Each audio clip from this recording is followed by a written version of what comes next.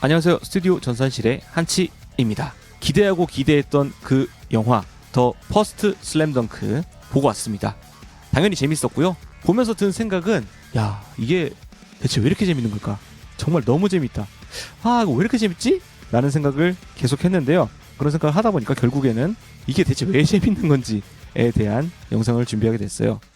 그러면 제가 생각한 더 퍼스트 슬램덩크가 재밌는 이유, 지금부터 썰을 한번 풀어보겠습니다. 자, 여러분들, 스포츠의 감동은 어디서 오는 걸까요? 진짜 이번에 월드컵 때 포르투갈전도 그랬지만 정말 훌륭한 명승부를 보고 나면은 진짜 뭔가 배출된 듯한 말 그대로 카타르시스를 느끼지 않습니까? 이걸 왜 느끼는지 먼저 생각을 해봐야 될 것 같은데요. 저는 이제 스포츠의 감동이 실제감에서부터 기인한다고 믿거든요. 실시간이라는 거죠. 녹화 중계가 아니라 생중계를 볼 때 그 실시간으로 느끼는 이 승부의 결말이 어떻게 될지 알지 못한다는, 현장에서 함께 뛰는 선수들과 감상하는 저희의 시간이 동시에 흘러간다 라는 것에서 오는 긴장감이 있어요. 이 긴장감이 승리 혹은 패배로 풀어졌을 때의 쪼였던 감정의 선이 팍 풀리면서 감동이 온다고 생각을 합니다. 각본 없는 드라마라는 말이 있잖아요. 근데 사실은 스포츠에 각본이 있으면 재미가 없어요. 각본이 없기 때문에 스포츠고 재미있는 겁니다. 각본이 없는 상황을 저희가 동시간대에 목격하고 있기 때문에 그것이 감동으로 이어지는 거죠. 또 하나의 요소는 바로 그 현장에서 뛰고 있는 선수들의 개개인의 인생을 건 노력의 현장을 직접 목격하고 있다 라는 것에서 오는 감동이 있어요. 여러분들이 경기를 볼 때 가령 손흥민 선수가 마스크를 쓰고 부상 투혼을 보였잖아요. 평소에 손흥민 선수가 어떤 선수인지 알고 그 선수가 불의의 부상을 당해서 그렇게 마스크를 쓰고 투혼을 발휘했을 때 느껴지는 감동이 있지 않습니까? 저희와 똑같은 어떤 인생들이 승리의 기쁨 그리고 패배의 슬픔을 걸고 싸운다, 투혼, 이런 것이 스포츠의 감동으로 연결된다고 봅니다. 그렇다면 스포츠 영화의 감동은 뭘까요? 스포츠 영화는 결말이 정해져 있죠. 각본이 있는 겁니다. 명백히 허구의 이야기이기 때문에 스포츠가 소재일 뿐 스포츠가 주는 감동과 동일한 종류의 감동을 주기가 어려워요. 스포츠를 도구로 해서, 소재로 해서 서사를 풀어나가는 것이죠. 그래서 그 감동은 실제 하는 스포츠에서 얻는 그 감동과는 별이 다릅니다. 더군다나 창작물에서 등장하는 선수들은 실제 하는 선수가 아니죠. 허구의 캐릭터들이기 때문에 아주 디테일한 캐릭터 묘사와 플롯의 탄탄함으로 관객들을 몰입시킬 필요가 있는 겁니다. 슬램덩크 원작 만화랑 애니메이션은 바로 이런 캐릭터를 구축하는데 굉장한 성공을 거둔 콘텐츠이고 모범 사례라고 볼 수가 있죠.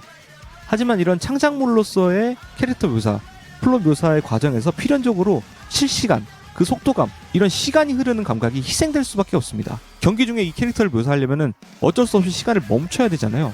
그 멈추는 과정에서 속도감이 희생이 되겠죠. 특히나 슬램덩크가 다루는 농구는 속도가 굉장히 빠른 스포츠거든요. 시간이 초 단위로 매우 중요한 스포츠입니다. 그래서 옛날 슬램덩크 TV 애니메이션이 선택한 전략은 바로 경기 속도감을 아예 없애버리는 거예요. 경기 속도감을 애매하게 살릴 바에는 차라리 완전히 속도감을 없애버리고 개별 캐릭터에 몰입하게 만드는 것이죠. 실제 경기에서 고작 한 4, 5분 사이에 일어나는 일을 TV 애니메이션 1화 정도로 늘려서 묘사를 해버리는 겁니다. 그렇게 해서 감상자들이 그 캐릭터에게 그 상황에 몰입하게 만들어 놓고 상황이 해소되면서 캐릭터가 승리하면서 기쁨을 얻게, 재미를 얻게 만들어 놓은 것이죠. 그런데 이번 영화 더 퍼스트 슬램덩크는 그 포맷과 묘사에서 완벽히 다른 전략을 취합니다. 일단 포맷이 영화예요. 그렇기 때문에 산왕전이라고 하는 하나의 이벤트를 큰 플롯으로 그냥 고정을 하고 경기의 속도감을 실제 농구의 빠른 속도감과 비슷한 수준으로 끌어올려 놨어요. 슬램덩크 TV 애니메이션이 농구를 소재로 한 작품을 본다 이런 느낌이었다면은 더 퍼스트 슬램덩크 영화는 그냥 농구를 보고 있고 농구 중간에 스마트폰을 꺼내가지고 나무 위키로 뭔가 확인하는 느낌? 예, 그런 느낌을 받았어요. 물론 또 이런 과감한 서사의 삭제는 관객들이 이미 캐릭터에 대한 이해가 있을 것이라고 전제한 부분이 느껴졌어요.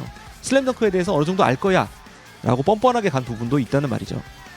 또 다른 특징, 서사의 완성도랑 완급 조절이 거의 완벽합니다. 플래시백, 회상씬이 반복되는 게 영화 감상을 굉장히 지치게 할 수도 있거든요. 잘 아시는 배트맨 대 슈퍼맨, 저스티스의 시작, 이게 그 적절한 예입니다. 시시때때로 나오는 플래시백 때문에 본 서사가 뭔지 알 수가 없는 거예요. 그래서 영화가 졸리게 되죠.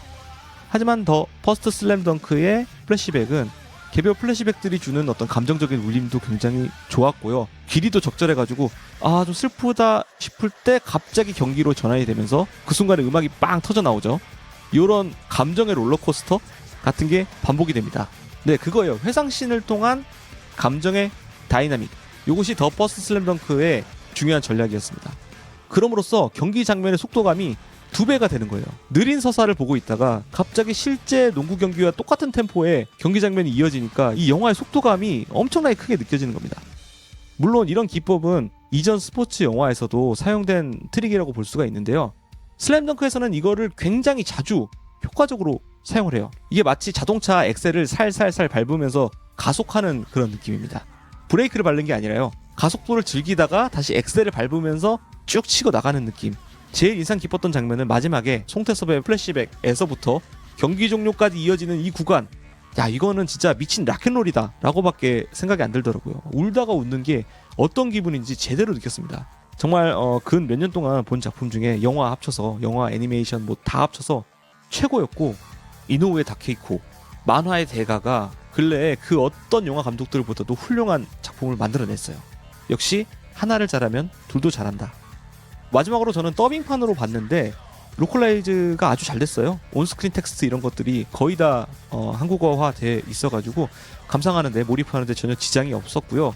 연기, 믹싱, 캐스팅 뭐 거의 완벽했다고 생각합니다. 그래서 열연해주신 한국 성우님들께 감사를 드립니다. 꼭 보세요. 네, 2번 보세요. 저 2번 볼 겁니다. 이번엔 자막으로 봐야지. 한쳤습니다. 좋아요, 구독, 그리고 댓글 많이 남겨주세요.